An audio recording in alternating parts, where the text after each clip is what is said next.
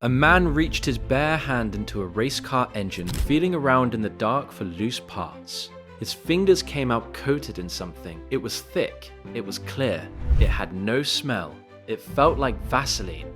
And nobody standing in that garage, not the inspector, not the officials, not the crew, could tell you what it was. That handful of goo was about to blow up the biggest race in America, destroy a man's reputation in front of his own kids, and trigger the worst punishment NASCAR had ever handed down. They called it rocket fuel. It wasn't. And the truth about what was really in that engine is somehow worse. This is speed and style. February 2007, Daytona, and Michael Waltrip should have been the happiest man alive. Think about who he was.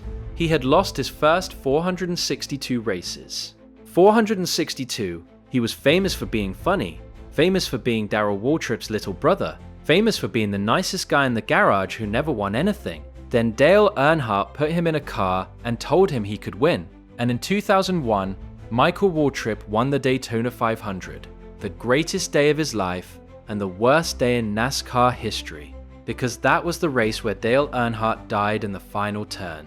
Waltrip won that race again in 2003, and now, in 2007, he was doing the biggest thing he'd ever done, his own team. 3 cars, 200 employees, and a brand new partner nobody in NASCAR had ever seen before, Toyota, a Japanese company walking into the most American sport there is, and Michael Waltrip was the face of it. One problem, the cars were slow. They had been slow since testing in January. Waltrip wasn't even guaranteed a spot in the Daytona 500. He had to race his way in. The whole world was watching. Toyota was watching, his sponsors were watching, and his car couldn't get out of its own way. Then came Sunday morning inspection. An official was checking Waltrip's number 55 Toyota. He put his hand inside the intake manifold, the part that feeds air and fuel into the engine, just feeling around the way inspectors do, checking for anything loose or hidden. No computers, just a hand in the dark. And he touched something that shouldn't be there. NASCAR gave the team a chance. Maybe it was oil. Swap the part, they said, so the team put on a different manifold. The substance was in that one too. Now they knew. NASCAR grabbed the manifold, dropped it in a garbage bag, and carried it out of the garage in front of everybody. They shipped it back to their research center in North Carolina, and they started pulling that car apart, piece by piece. Here's what they found. The additive wasn't just in the manifold, it was in the fuel system, it was in the fuel line. The whole thing was packed with it. This wasn't a smudge. Somebody had loaded that car with something. NASCAR's rulebook was simple. Gasoline gets blended with nothing. No alcohol, no ether, no oxygenates. Nothing. And oxygenate is the key word, and it's simpler than it sounds. To make an engine stronger, you don't need more fuel. You need more oxygen to burn it with. An oxygenate is a chemical that sneaks extra oxygen into the mix. More oxygen, hotter burn, more horsepower. It's the oldest cheat there is, and NASCAR guards it hardest, because messing with fuel isn't bending a rule. It's rewriting physics. Reporters needed a name for it. Somebody said it was linked to jet fuel, and that phrase went around the world in about 6 hours. Jet fuel, rocket fuel, the king of stock car racing, running airplane juice at Daytona. Except NASCAR's own vice president stood in front of the press and said it plainly. It was not jet fuel. And that's the part that has always stuck with me, because if it wasn't jet fuel, what was it? NASCAR refused to say. To this day, they have never officially named it. The guesses ranged from a chemical called polypropylene oxide to something far more embarrassing, sterno, canned cooking gel. The blue flame stuff sitting under a tray of scrambled eggs at a hotel breakfast. That's the joke of the whole scandal. The most famous cheating story in modern NASCAR might not have involved rocket fuel at all. It might have involved a substance you can buy at a grocery store. And here's the punchline nobody talks about. Waltrip said it himself. Later, flat out, it didn't work.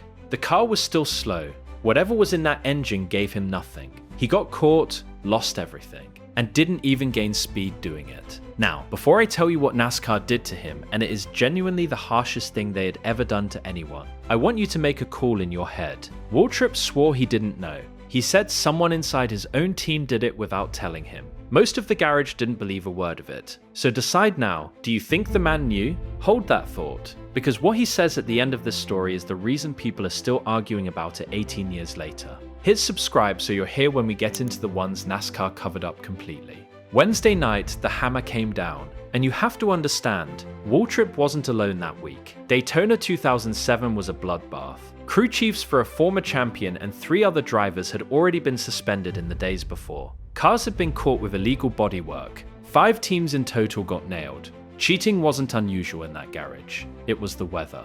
But everybody else had bent the shape of a fender or shaved something they shouldn't have. Waltrip's team had touched the fuel. In NASCAR, that's not the same crime. That's the one thing you don't do. So, they made an example out of him. Waltrip's crew chief, David Hyder, was physically thrown out of Daytona International Speedway and suspended with no end date. So was Bobby Kennedy, the team's director of competition. Hyder was fined $100,000, the largest fine in the history of the sport at that time. When a reporter asked how long indefinite meant, a NASCAR official gave the coldest answer in the sport's history. Indefinite, he said, means very long. Waltrip lost 100 driver points. His wife, listed as the car's owner, lost 100 owner points too. His qualifying time was thrown out, and NASCAR did something it had never once done in its entire existence. It took points away from a driver before the season had even started. That number haunted him. After finishing 30th in the Daytona 500, Michael Waltrip became the first driver in the history of NASCAR's top series to walk into the second race of the year with a negative score, minus 27 points. Then he failed to qualify for the next 11 races in a row. He stayed below 0 for nearly 4 months. But none of that is what broke him. Waltrip stood up in a press conference and told reporters they could ask him anything because there was nothing they could say that would hurt him more than he already hurt. He said the words that got printed everywhere: "This is my fault." He begged people not to blame Toyota. He said he came very close to just packing up and not racing at all because he didn't want fans watching him on that track thinking, what is he even doing out there? And then he told them the thing that had actually gutted him. His 9-year-old daughter had come to him and asked why her dad cheated. That's it. That's the whole cost right there. Not the 100 grand, not the points, not the headlines. A little girl at Daytona, looking up at the man she thought was a hero, asking a question he couldn't answer.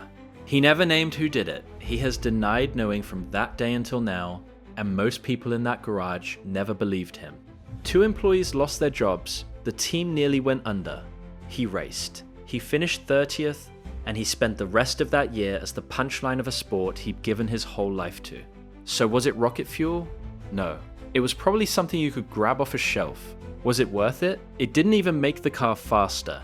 And that's what makes 2007 the story that won't die. Not the science, not the fine, not the record book. It's the fact that a man who lost 462 races before he finally won one, who got his moment on the same afternoon the sport lost its greatest hero, ended up handing his daughter a question he'll be answering for the rest of his life. Some cars cheat and win. That one cheated, lost, and took everything down with it.